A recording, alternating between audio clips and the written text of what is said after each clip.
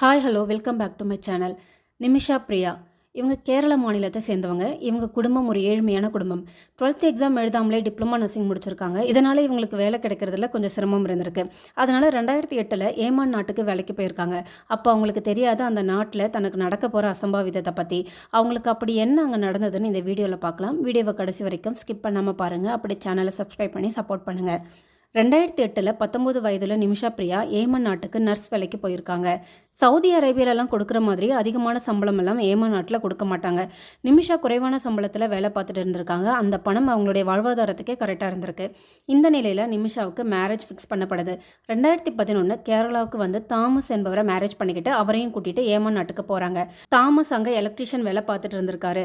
2 சம்பளம் வந்தாலும் அவங்களுக்கு அது போதுமானதாக இல்லை. 2012 இவங்களுக்கு ஒரு பெண் குழந்தை பிறக்குது. வருமானம் போதுமானதாக இல்லைன்ற காரணத்தால் தாமஸ் குழந்தையை கூட்டிகிட்டு கேரளாவுக்கு வந்துடுறாரு.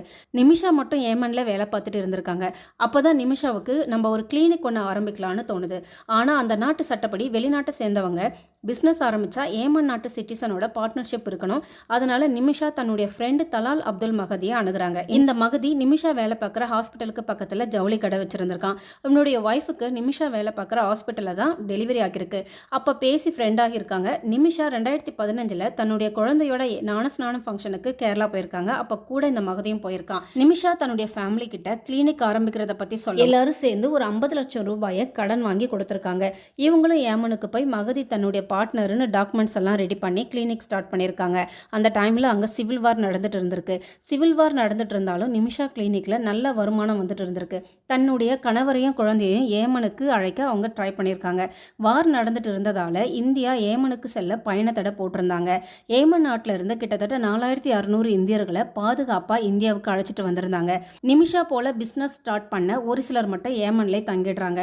இந்த நிலையில தான் மகதி தன்னுடைய சுயரூபத்தை நிமிஷா கிட்ட காட்ட ஆரம்பிச்சிருக்கான். நிமிஷாவோட பணத்தை எடுத்து செலவு பண்ணியிருக்கான். நிமிஷாவோட ஃபோட்டோவையும் தன்னுடைய ஃபோட்டோவையும் சேர்த்து மார்பிங் பண்ணி சுற்றி இருக்க எல்லார்கிட்டையும் நிமிஷாவை மேரேஜ் பண்ணிக்கிட்டதா வதந்திங்களை ஸ்ப்ரெட் பண்ணிட்டு இருந்திருக்கான். இதை பற்றி நிமிஷா கேட்கவும் உடல் ரீதியாகவும் மன ரீதியாகவும் அவங்கள டார்ச்சர் பண்ண ஆரம்பிச்சிருக்கான். ஒரு கட்டத்தில் கன்னை வச்சு மிரட்டி கிளினிக்கை தன் பேரில் எழுதுமாறு அவங்கள ரொம்ப ஃபோர்ஸ் பண்ணியிருக்கான். இதெல்லாம் தாங்க முடியாமல் நிமிஷா கேரளாக்கே திரும்பி போயிடலான்னு ட்ரை பண்ணுறாங்க. பாஸ்போர்ட் இருந்தால் தானே கேரளாவுக்கு போக முடியும்னு அந்த பாஸ்போர்ட்டையும் அவன் எடுத்து வச்சுக்கிறான். இவனுடைய தொல்லை நாளுக்கு நாள் அதிகமாக இருந்ததால் நிமிஷா ஒரு பிளான் போடுறாங்க. அவனை மயக்கமடைய வச்சுட்டு பாஸ்போர்ட்டை எடுத்துகிட்டு போயிடலான்னு ஒரு பிளான் போடுறாங்க. அதுக்கேற்ற மாதிரி 2017 ஜூலை மாதம் மகதிக்கு உடம்பு சரியில்லாமல் இருந்திருக்கு. இந்த வாய்ப்பை அவங்க பயன்படுத்தி அவனுக்கு மயக்கி ஊசியை போட்டிருக்காங்க. ஆனால் நிமிஷா நேரம் பதட்டத்தில் டோஸ் அதிகமாக போட்டுடுறாங்க. மறதி இறந்துடுறான். நிமிஷா என்ன பண்ணுறதுன்னு தெரியாமல் அவங்க ஃப்ரெண்டு கிட்ட சொல்ல அவங்க ஃப்ரெண்டு ஒரு யோசனை கொடுக்குறாங்க. அது என்னன்னா அவனை துண்டு துண்டாக கட் பண்ணி நிமிஷாவோட வீட்டு வாட்டர் டேங்க்கில் போட்டுடலாம்னு சொல்ல அப்படியே அதையும் அவங்க செஞ்சிடறாங்க. நிமிஷா நாட்டை விட்டு போக ட்ரை பண்ணியிருக்காங்க. போலீஸ் அதுக்குள்ளே அவங்கள அரெஸ்ட் பண்ணிடுறாங்க. கோர்ட்டில் நிமிஷாவுக்கு ஒரு லாயரை அப்பாயின்மெண்ட் பண்ணுறாங்க. அந்த லாயர் அரபு மொழி பேசக்கூடியவர். நிமிஷாவுக்கு அரபு மொழி தெரியாது. தான்கிட்ட அவர் என்ன கேட்குறாருன்னு கூட நிமிஷாவுக்கு தெரியல. 2017 நடந்த கேஸ் 2020 நிமிஷாவுக்கு மரண தண்டனை தீர்ப்பு வழங்கப்பட்டுச்சு. இந்த நியூஸ் நாடு முழுவதும் ஒரு பெரிய அதிர்வலை ஏற்படுத்துச்சு. நிமிஷாவோட அம்மா பிரேமா குமரி இங்கிருந்தே மகளுக்காக போராட ஆரம்பிக்கிறாங்க. இந்த போராட்டம் சில சமூக ஆர்வலர் அமைப்பு மூலமாக டெல்லி ஹைகோர்ட் வரைக்கும் போய் கோர்ட்டே இந்தியன் கவர்மெண்ட்டுக்கு கோரிக்கை வைக்கிறாங்க.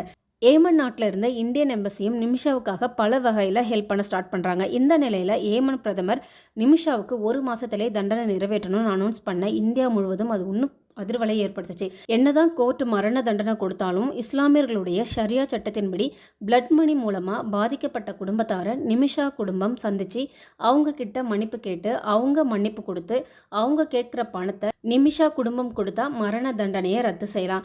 ஆனால் பாதிக்கப்பட்ட ஒரு சில ஃபேமிலியில் எவ்வளவு பணம் கொடுத்தாலும் வாங்க மாட்டாங்களாம். ஒரு சிலர் மன்னிப்பு கொடுப்பாங்களாம், பணம் வாங்க மாட்டாங்களாம். ஆனால் இந்த பேச்சுவார்த்தை அவ்வளவு ஈஸி இல்லை. மகதி குடும்பத்தை ஈஸியாக நிமிஷா ஃபேமிலி மீட் பண்ண முடியாது. அதுக்காக ஒரு லாயர் அப்பாயின்மெண்ட் பண்ணப்பட்டார். பேச்சுவார்த்தைக்காக $40,000 பணத்தை நிமிஷா ஃபேமிலி அந்த லாயருக்கு கொடுக்கணும். அதுவும் 2 தவணையாக கொடுக்கலாம். முதல் தவணை $20,000, அடுத்த தவணை $20,000.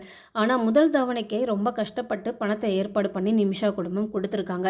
ஏன்னா ஏற்கனவே ஏழ்மையான குடும்பம். இதில் நிமிஷா சம்பாதிச்ச பணத்தை எல்லாத்தையும் மகதி எடுத்து செலவு பண்ணியிருக்கான். அந்த $20,000 பணத்தையே ரொம்ப கஷ்டப்பட்டு தான் ஏற்பாடு பண்ணி கொடுத்துருக்காங்க. இதில் 2வது தவணை கொடுக்க லேட் ஆனதால் அந்த லாயர் பேச்சுவார்த்தை நடத்த முடியாதுன்னு சொல்லிட்டாரு. இந்த நிலையில் நிமிஷா அம்மா பிரேமகுமாரி எம்பசி உதவியோட ஏமனுக்கு போய் தன் மகளை மீட் பண்ணியிருக்காங்க.